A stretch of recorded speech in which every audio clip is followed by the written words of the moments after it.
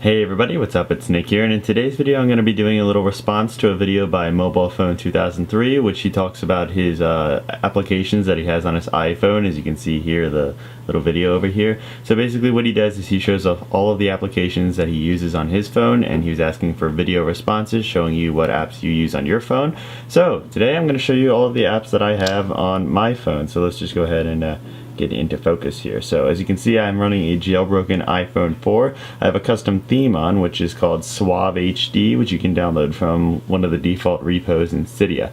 So anyway, that's probably the first tweak that you notice is the theme. The next tweak you guys will see is I have 5-icon dock down there, which just lets me add another icon down there because I like to keep all of the apps that I use on a day-to-day basis in my home screen right here, and I don't want to have like too many app replacer tweaks on it, so I just have the one 5-icon dock. The next tweak that I have is called Mobile Notifier. So to trigger that, I have it set in Activator to just swipe down from the status bar up there, and then as you can see, it'll bring up something here that says Missed Notifications, and if I had any notifications that I missed, they'll all be down here. I can click on them and it'll bring me right to the app that the notification's from. The next one is just basically a black keyboard app, which if you guys know, whenever you're trying to like sign into your iTunes account, it brings up a black style keyboard. This tweak basically turns that black style keyboard on for the entire time. It never goes away. And I also have the system sounds from Windows Phone 7 for the keys. So if I press the keys,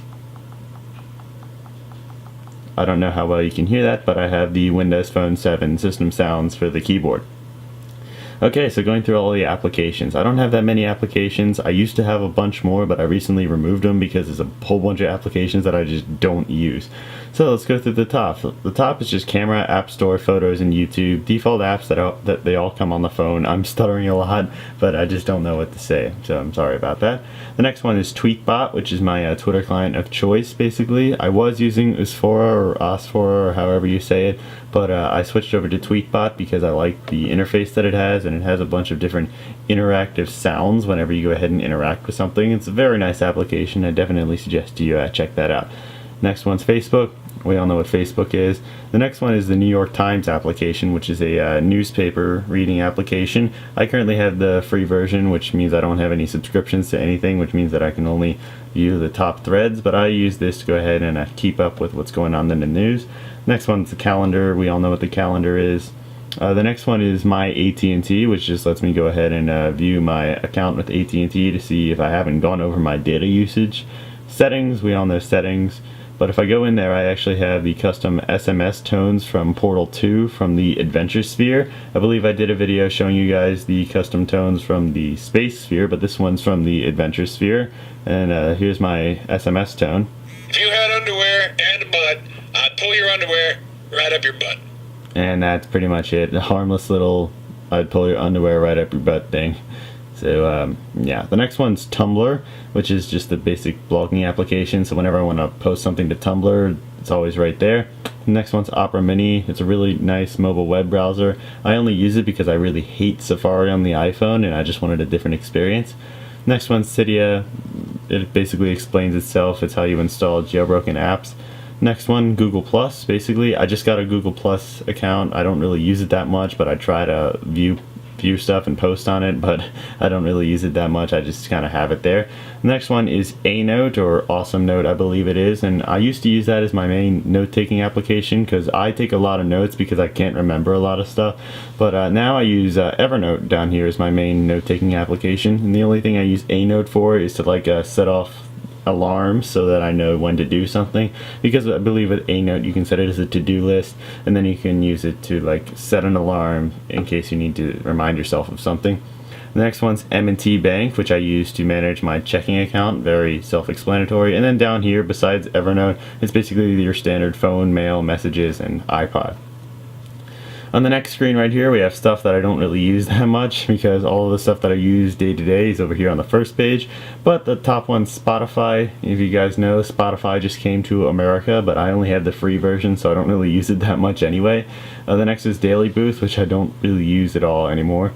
Dropbox, you guys should know what Dropbox is, basically syncing files from your phone to your computer. The next one is Find My iPhone, which I basically use. I have it on my iPod Touch too, so that if I ever lose my phone, I can use GPS tracking to go ahead and find my iPhone. The calculator, because I'm really bad at math and I need to do some math on the go. Winterboard I use to go ahead and change the theme of my phone. As you see here, I have all the different themes. As you can see here, the Windows Phone 7 keyboard, Suave HD, and the Adventure Sphere SMS tones. So very self-explanatory there. I have a folder here for extra social stuff that I don't really use anymore. I told you before I was using Usphora or Usphora or however you say it. I really do love the app, but ever since I switched to Tweetbot, I just kind of kept it here in case I need to use it later. Then I have a shortcut to Yahoo Mail and mobile Safari. The next one is the weather channel, which I use in case I need to check the weather. Pretty self-explanatory. Skype, you all know that, free voice calling and chatting on the go, and I believe you can video chat between other people now on the iPhone. Clock, in case I need to set a stopwatch. Super 8 is actually a really nice app that you can go ahead and create like little short movies with your phone. You can like add a couple special effects in, like as you can see here, it has the old film look effect on my screensaver back there. It's a very nice app if you guys want to play around and make a couple videos on your phone. The next one is QR Reader, which I use to scan and read QR codes. The next one here is Note File, which is basically a very simple note-taking application. And you can go ahead and create a new note and swipe back and forth between all your different notes and stuff like that. I was using it, it was really nice, but I needed something more efficient like A-Note or Evernote. The next one's Contacts. You guys all know what contacts are, and you also know what iTunes is. Paperlinks is another QR code scanning application that I used when I made a little mobile landing website page with them, just because I heard it from somewhere and I wanted to try it out. And then over here I have a Hippo Remote up at the top, which is actually an application you can use your iPhone to remote control your computer. So you can use your iPhone as a trackpad and a keyboard, which is really nice. Remote up there you can use to remote control iTunes and use your computer as like a stereo, and this be like the remote. VLC Remote I actually did a video on, does the exact same thing but for VLC media player. TeamViewer, you guys all know TeamViewer, remote desktop. Voice memos, you guys all know. Now this one, CW Gunner, is actually like a game where you're like a cartoon dude and you're shooting a bunch of other dudes. That's the basic way to explain it. Then I have a folder filled with some of the default apps that comes on your phone and no one really uses them. I have a shortcut to a website called sciphone.net, which I used to use to put a whole bunch of different wallpapers on my phone. I have a photos application here, which I believe what it does is lets you go ahead and lock photos, but I haven't actually ever used it. The next one is called Rack Stare, which is exactly what it sounds like. It's a stupid, perverted game, basically, where you try and see how long you can stare at a girl's boobs without getting caught. And I downloaded this because I was bored and my friends told me to, and I found it through one of those apps that shows you all of the different free applications. And we found that, and we're like, what's this? Oh. And I just kept it. Next are a whole bunch of games. We have Doodle Jump, Fruit Ninja, Veggie Samurai, Plants vs. Zombies, and Space Dead Beef, followed by the Game Center. If you guys want any more information on those games, you can just go ahead and search them in the App Store. And then I have my final page of apps right here. I have the Nyan Cat application over there, which is basically exactly what it sounds like. And then I have Cut the Rope, Anger of Stick, and Anger of Stick 2, which are really, really awesome games. I have a dog whistle, which basically makes one of the most annoying sounds possible, and it really scares the hell out of dogs. I have Zombie Booth, which basically takes a picture of yourself and turns you into a 3D animated zombie. I have the default note-taking application, which I never really moved into another folder. The Papa John's application, because I used it once to order pizza because I had the munchies, and I'm just like, I want pizza. I don't want to go to the phone or my computer. I'm going to order it off of this. Then I have iMovie, Flickr, and Hipstamatic. iMovie basically lets you take different video clips and pictures that you took with the camera on your phone and piece them together in a little movie. Flickr to upload and view pictures from Flickr. And then Hipstamatic is a really awesome yet confusing camera application that it lets you go ahead and take really funky pictures. I'm not going to demonstrate right now because my backdrop is obviously just my screensaver.